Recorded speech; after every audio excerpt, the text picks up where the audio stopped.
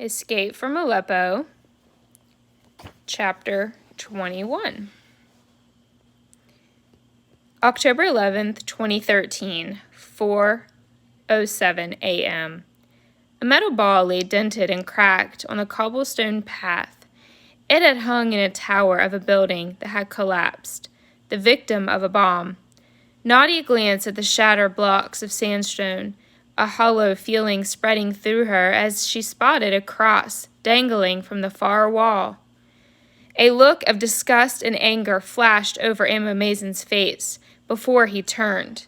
They had crossed into Jadea, or New Quarters. It was a strange name, really, since the district had sprung up nearly 500 years ago to accommodate the growing Armenian community. But compared with the old city, which lay farther east and had been inhabited since the time of Ebola tablets, it was new. Nadia gloomily remembered the last time she had been here, during a particularly hot summer. After picking her up from school one day, her father had been in a rush to attend one of his boring business meetings. To make up for dragging her along, he promised her a treat. On the way home, they stopped at a famous shop known for a pudding served with clotted ice cream and orange blossom syrup. The sweet memory of sitting with her father at a small table overlooking the sunny patio faded as she hurried to catch up with the others.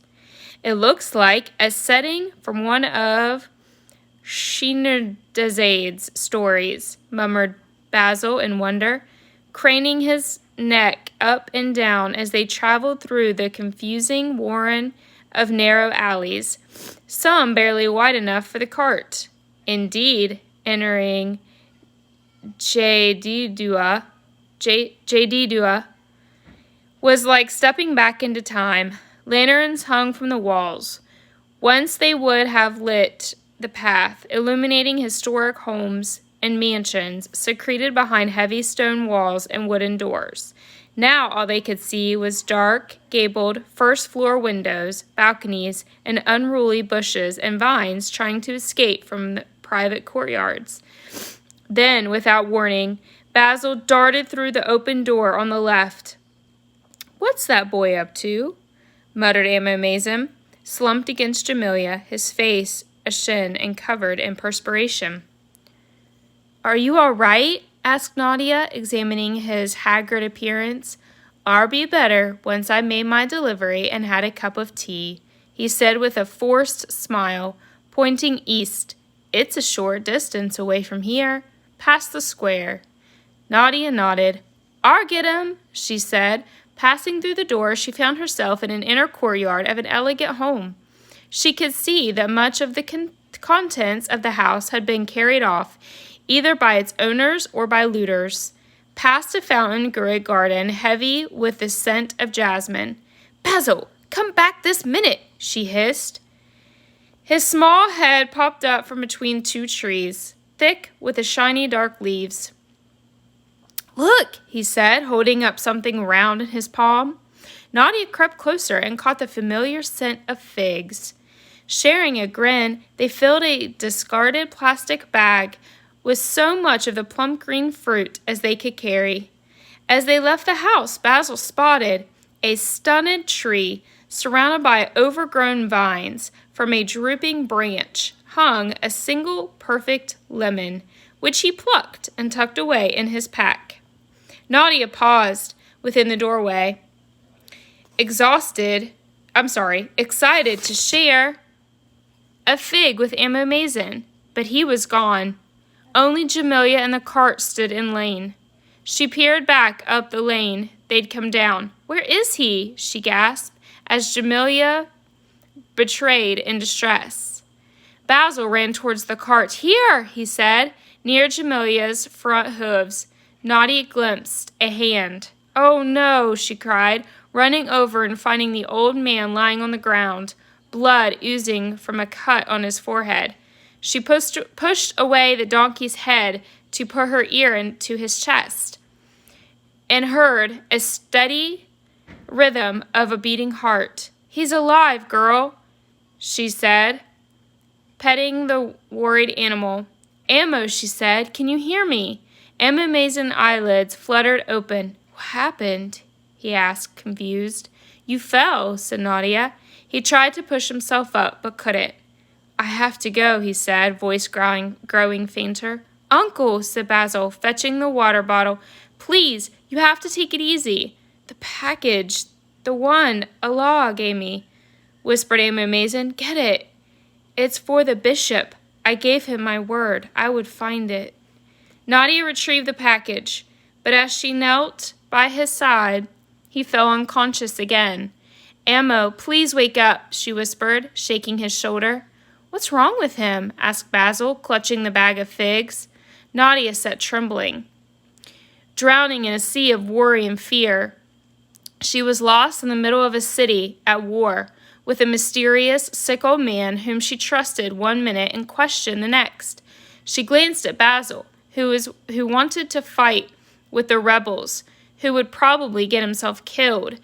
She screwed her eyelids shut, wanting to make everything disappear. This is too much, she thought, overwhelmed with panic. Why is this happening to me? I should ditch them and go find my family on my own. It would be easier and faster. She clutched the silver pin so hard it cut into her hand.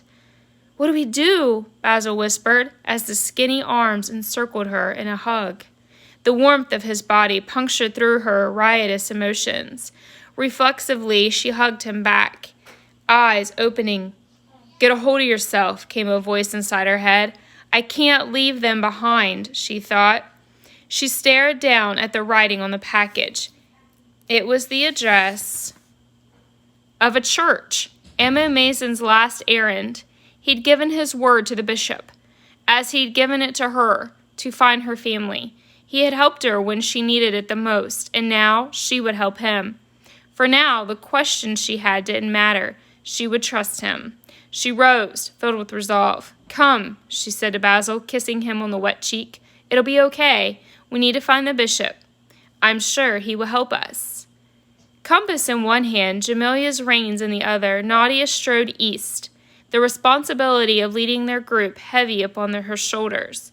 Praying the Ammo-Mazon cocooned within the cart was all right. He hurried down the sloped street, past a resplendent domed mansion situated on the edge of the square. Jamilia halted obediently while Nadia used the mirror stick to peer around a corner. The square sat silent, lined with shuttered cafes, restaurants, and antique shops. About to continue, she froze. A group of armed men had come into view carrying boxes and packages. The one in the lead, beard neatly trimmed in flowing dark robes, urged his companions to hurry. Once they disappeared into the alley, Nadia scooped Mishmish from his perch behind Jamilia and slipped him into his sack. Irritated at being cooped up, he sank his claws into her wrist. Oblivious to the pain, she set the cat next to Ammo-Mazon, who lay on the back of the cart, still unconscious.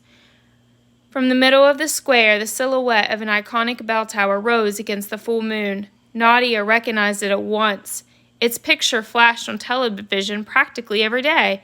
It was one of the oldest churches in Aleppo, the 40 Martyrs Cathedral, a spiritual house for the city's Armenian Christians since the 15th century. Since the day Jesus arrived in Syria to heal the sick and spread the word of Allah, his followers had worked hard to increase the city's prestige and wealth. It should be nearby, she thought, as they approached the compound that housed the cathedral. A group of armed men materialized from the shadows. Nadia swallowed, lips dry, and stopped. Brother, she called out, winching at the waver in her voice as she held out the package toward them. I'm looking for this address. Can you help me? A middle-aged man, his worn face not unkind, stepped forward. It's just down the street past the Catholic church, he said.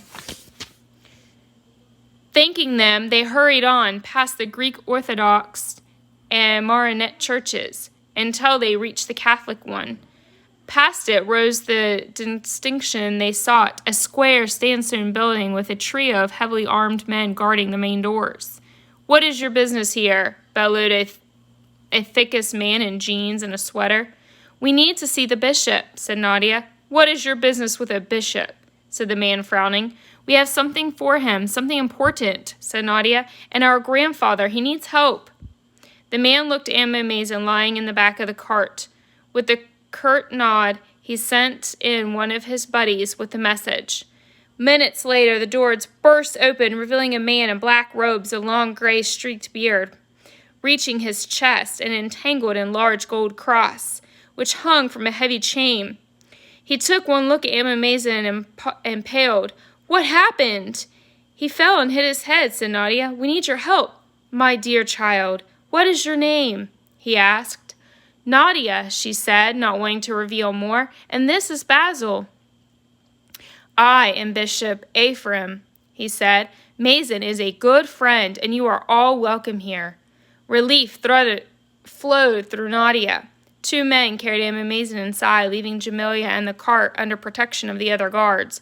She grabbed the package and followed them inside. Soft light from lanterns illuminated a sprawling vaulted space. The marble floor, she was surprised to see, was lined on both sides with bodies covered in blankets. Sounds of sleep echoed through the room. Wooden benches had been moved to the side to make space. The bishop led the men up the central aisle toward the altar built of shining white stone, decorated with gold leaf. From the corner of her eye, Nadia spotted a boy slumped on a bench. Above him rose a statue of the Virgin Mary, her head covered by a veil. Eyes solemn and filled with love, she stared down at the baby in her arms, her son, the prophet Jesus. As Nadia looked at the back of the boy's head, she caught a flicker of red and white. I know who this is.